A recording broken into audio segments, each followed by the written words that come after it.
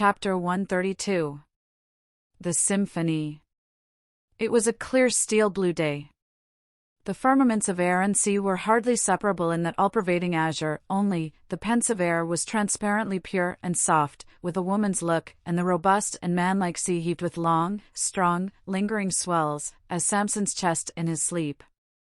Hither and thither, on high, glided the snow-white wings of small, unspeckled birds. These were the gentle thoughts of the feminine air, but to and fro in the deeps, far down in the bottomless blue, rushed mighty leviathans, swordfish, and sharks, and these were the strong, troubled, murderous thinkings of the masculine sea.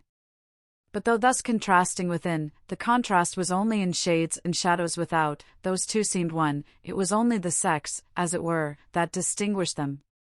Aloft, like a royal czar and king, the sun seemed giving this gentle air to this bold and rolling sea, even as bride to groom.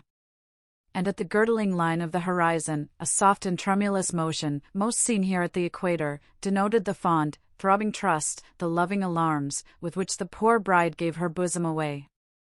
Tied up and twisted, gnarled and knotted with wrinkles, haggardly firm and unyielding, his eyes glowing like coals that still glow in the ashes of ruin, untottering Ahab stood forth in the clearness of the morn, lifting his splintered helmet of a brow to the fair girl's forehead of heaven. Oh, immortal infancy and innocency of the azure! Invisible winged creatures that frolic all round us!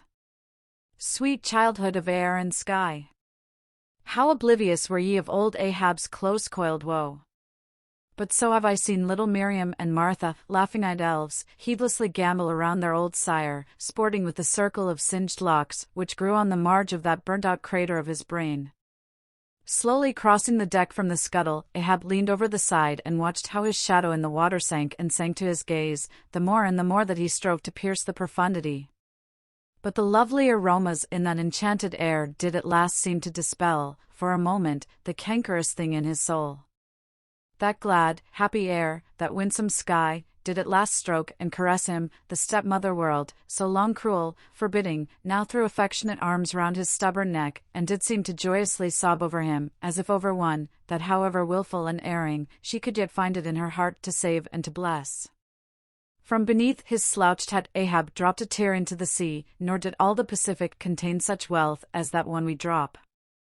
Starbuck saw the old man, saw him, how he heavily leaned over the side, and he seemed to hear in his own true heart the measureless sobbing that stole out of the center of the serenity around. Careful not to touch him, or be noticed by him, he yet drew near to him, and stood there. Ahab turned. "Starbuck!" "Sir." "Oh, Starbuck! It is a mild, mild wind, and a mild-looking sky. On such a day, very much such a sweetness as this, I struck my first whale, a boy harpooner of 18. 40 years ago. 40 years of continual whaling. 40 years of privation, and peril, and storm time. 40 years on the pitiless sea. For 40 years has Ahab forsaken the peaceful land, for 40 years to make war on the horrors of the deep. Aye, and yes, Starbuck, out of those 40 years I have not spent 3 ashore. When I think of this life I have led, the desolation of solitude it has been, the massoned, walled town of a captain's exclusiveness, which admits but small entrance to any sympathy from the green country without, oh, weariness, heaviness, Guinea Coast slavery of solitary command, when I think of all this, only half suspected, not so keenly known to me before, and how for 40 years I have fed upon dry salted fare, fit emblem of the dry nourishment of my soil, when the poorest landsman has had fresh fruit to his daily hand, and broken the world's fresh bread to my mouldy crusts, away, whole oceans away, from that young girl-wife I wedded past 50, and sailed for Cape Horn the next day, leaving but one dent in my marriage pillow. Wife, rather a widow with her husband alive.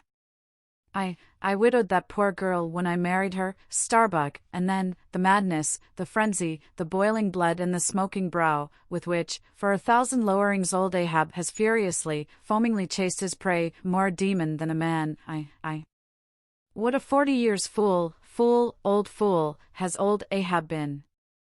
Why this strife of the chase? Why weary, and palsy the arm at the oar, and the iron, and the lance? How the richer or better is Ahab now. Behold. Oh, Starbuck! Is it not hard, that with this weary load I bear, one poor leg should have been snatched from under me? Here, brush this old hair aside, it blinds me, that I seem to weep. Locks so grey did never grow, but from out some ashes. But do I look very old, so very, very old, Starbuck? I feel deadly faint, bowed, and humped, as though I were Adam, staggering beneath the piled centuries since paradise. God! God! God! Crack my heart, stave my brain, mockery! Mockery! Bitter, biting mockery of grey hairs, have I lived enough joy to wear ye, and seem and feel thus intolerably old? Close! Stand close to me, Starbuck, let me look into a human eye. It is better than to gaze into sea or sky, better than to gaze upon God. By the green land, by the bright hearthstone. This is the magic glass, man, I see my wife and my child in thine eye. No, no, stay on board, lower not when I do, when branded Ahab gives chase to moby-dick. That hazard shall not be thine. No, no! Not with the far-away home I see in that eye. Oh, my captain! My captain! Noble soul! Grand old heart, after all! Why should anyone give chase to that hated fish? Away with me! Let us fly these deadly waters. Let us home. Wife and child, too, are Starbuck's wife and child of his brotherly, sisterly, playfellow youth, even as thine, sir, are the wife and child of thy loving, longing, paternal old age. Away! Let us away! This instant let me alter the course. How cheerily, how hilariously, O my captain, would we bowl on our way to see old Nantucket again. I think, sir, they have some such mild blue days, even as this, in Nantucket. They have. I have seen them, some summer days in the morning. About this time, yes, it is his noon nap now, the boy vivaciously wakes, sits up in bed, and his mother tells him of me, of cannibal old me, how I am abroad upon the deep, but will yet come back to dance him again. 'Tis my Mary herself. She promised that my boy, every morning, should be carried to the hill, to catch the first glimpse of his father's sail. Yes. No more. It is done. We head for Nantucket. Come, my captain, study out the course, and let us away. See. The boy's face from the window. The boy's hand on the hill. But Ahab's glance was averted, like a blighted fruit tree he shook, and cast his last, cindered apple to the soil.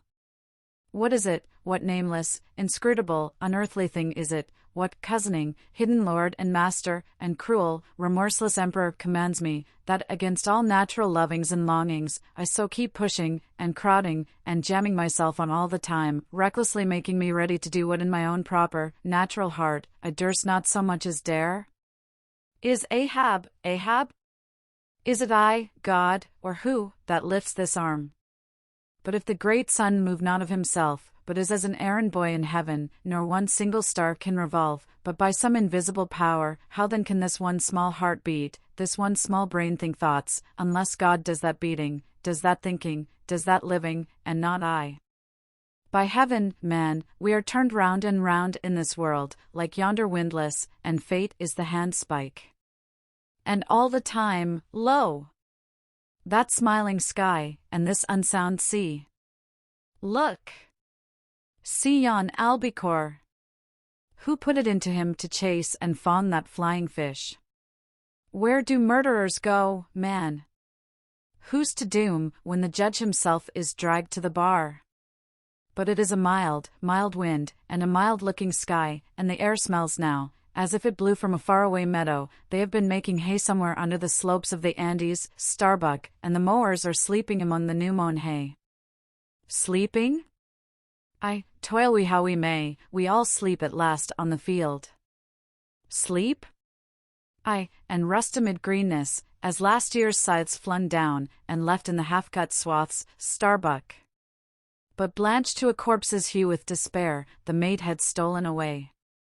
Ahab crossed the deck to gaze over on the other side, but started at two reflected, fixed eyes in the water there. Fedallah was motionlessly leaning over the same rail.